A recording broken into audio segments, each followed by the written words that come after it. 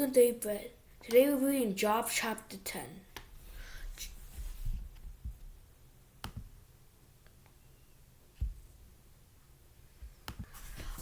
So Job chapter 10 is, I rolled my life very right. Therefore I will give free rein on my complaint. I will speak out in the bitterness of my soul. I say to God, I do not declare me guilty, but tell me what charges you have against me.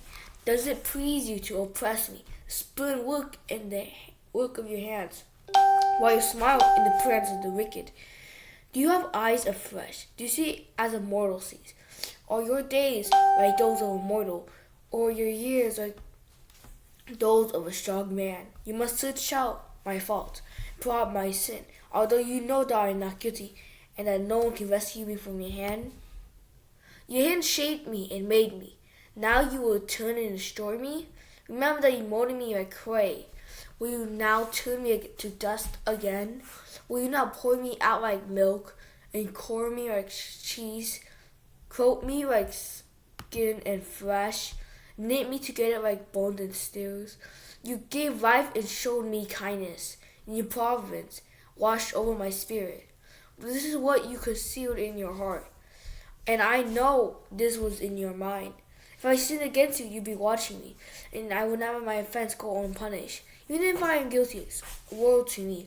Even if I am innocent, I cannot lift my head, for I am full of shame and drowned in affliction. When I hold my head high, you stalk me like a lion, and again display your awesome power against me. You bring new witness against me, increase your anger towards me. Voices come against me upon rave. Why did you bring me out of this room? I wish I had died before any eye had saw me. If only I had never come to being, or I had carried us straight to the room to grave. Are now my few days almost over? Turn away from me, so I have a moment's joy, before I go to a place of no return. The land of gloom and utter darkness. So the land of deepest night and the utter darkness and disorder. Where is even the right is like darkness? Now we read the meaning. Job began to wallow in self-pity. When we face baffling affliction, our pain words us to feel sorry for ourselves. At this point, we only want self-righteousness. We keep track of life's injustice and say, look what happened to me. It's so unfair. We may feel like blaming God. Remember that life's trial, whenever we allowed by God or sent by God, means for development and refinement.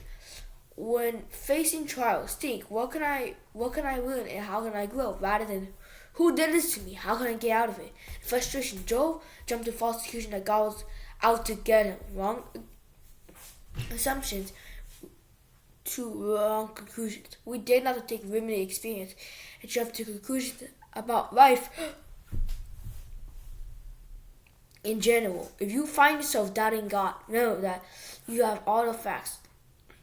God wants is best for your life. He even used a worst situation to accomplish his purpose. Many people endure great pain, but later find out some greater good ultimately comes from it. When you are struggling, don't assume the worst. Job was expressing the view of the afterlife common in Old Testament times. The dead went to a joyless, dark place called Sheol. In no Sheol, we see no punishment nor reward. There was no escape. The New Testament presents hope for heaven and eternal life with Christ. And that is it for the meeting.